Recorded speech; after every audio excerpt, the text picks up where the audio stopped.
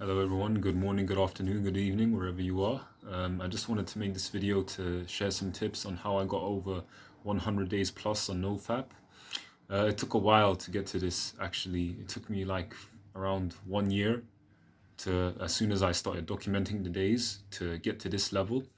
So what I'm gonna do in this video is basically explain onto how I got up to 100 days plus, and just say the methods that I used to get to this level, what I did, how did I stay clear of, triggering a relapse, which is, in the beginning, it's very easy to, just quickly get in that mindset where your body just, your urges kick in and like you just go to, where you need to go. Let's just leave it at that. Yeah.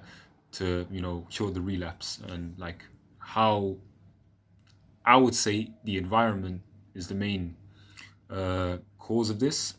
So what I'm gonna basically do in this video is explain, things that we can do to, regardless of what environment you are in, to create our own mental environment, because it's not about the external circumstances. It's about, how we react to them.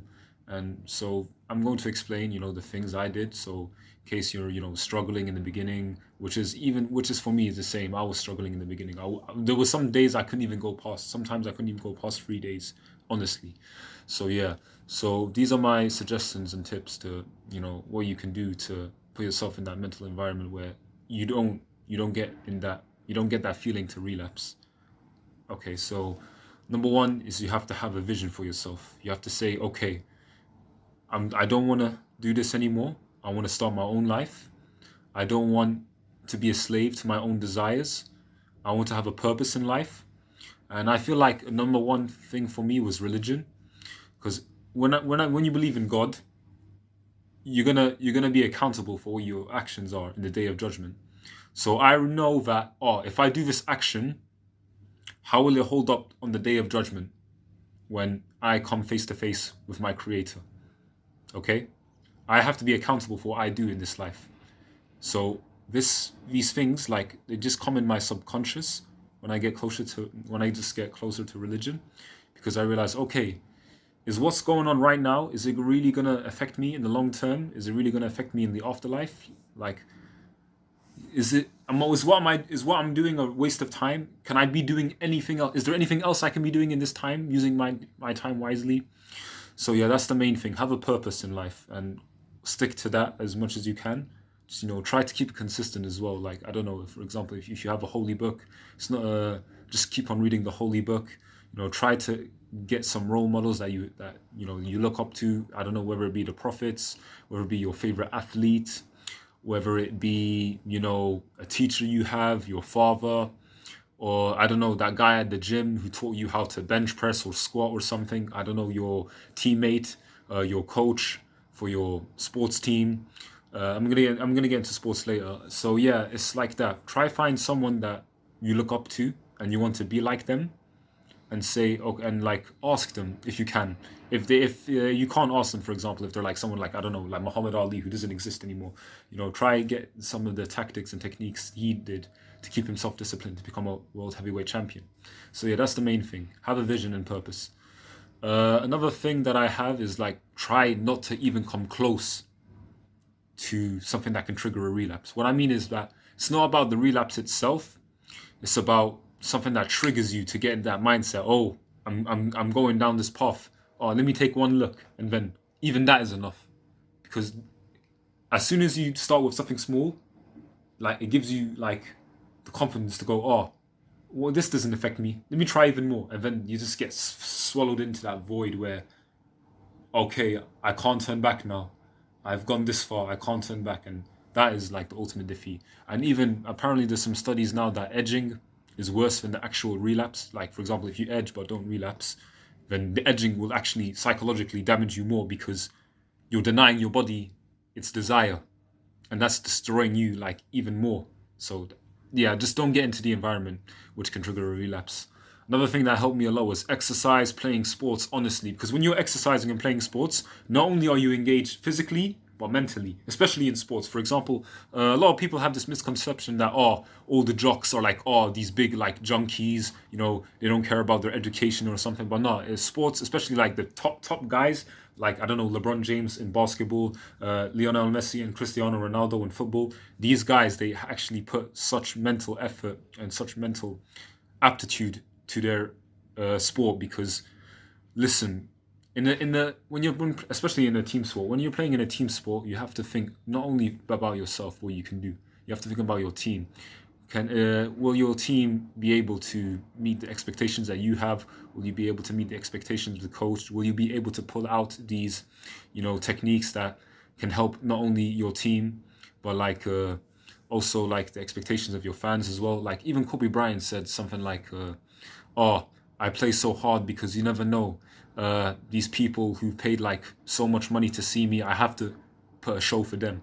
And he used that as his purpose to play so hard. And he also had other things like the motivation, like wanting to be as good as Michael Jordan, just having that correct mindset where you can do anything and you have a goal that you need to do and you can't stop at anything to achieve it. Now, I'm not saying, be like Kobe Bryant, wake up 4 a.m. in the morning and exercise. Okay, you can do that if you want to, but like you have to make a lot of sacrifices to do that. And like, I don't know, some people, they're not built like that, so to speak. Another thing that I really liked was creating YouTube videos, like something like this. So it's just something to get off your chest, spend your time wisely, and you can give something back to people who are in a similar situation as yourself.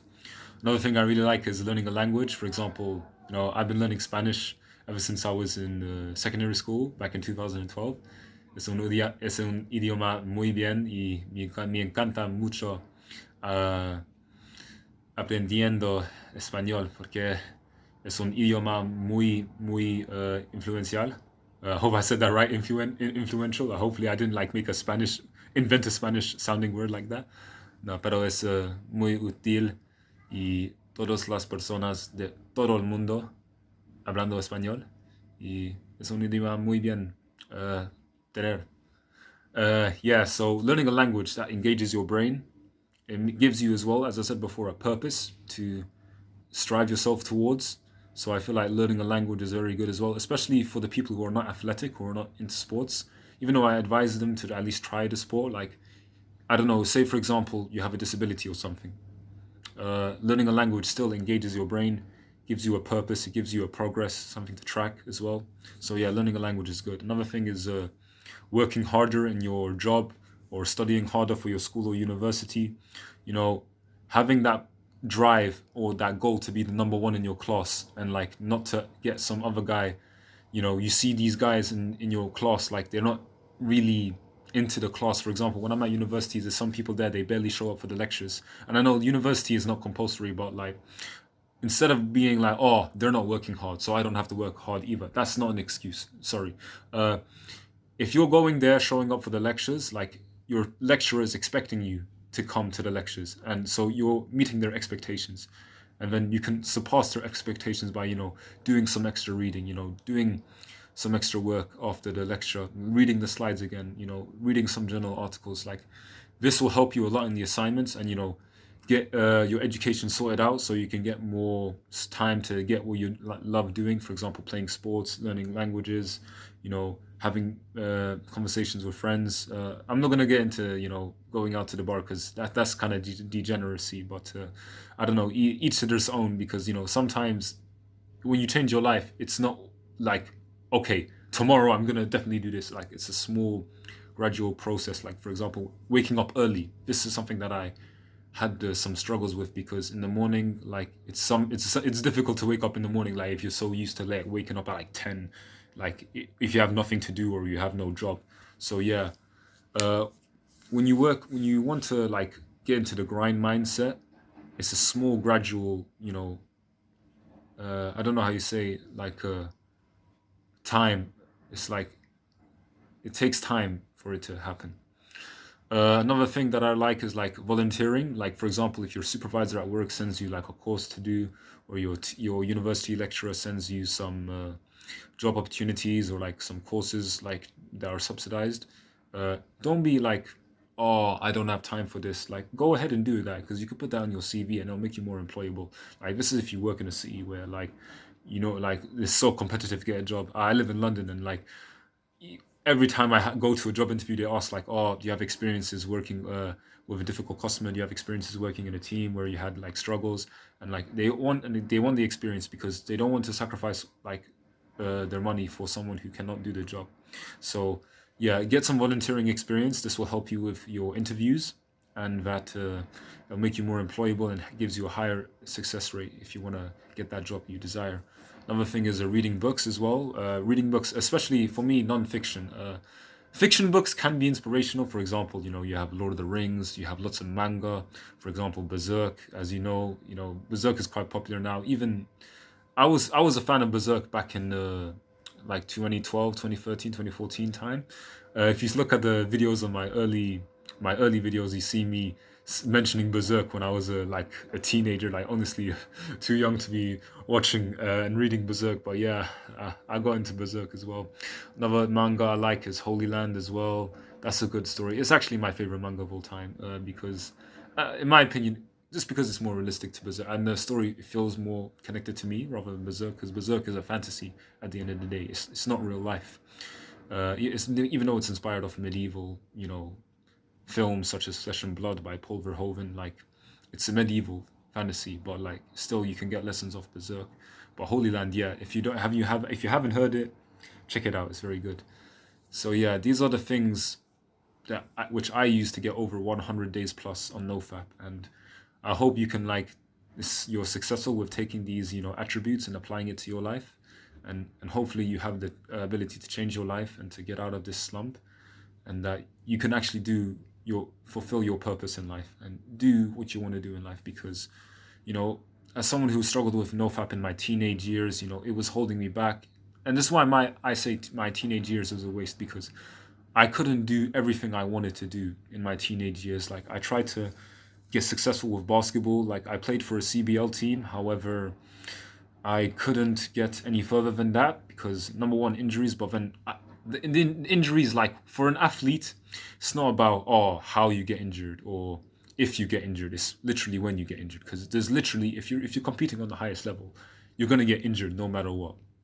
This is the reality, and it's something that you should expect. And when it comes, you shouldn't be surprised, honestly.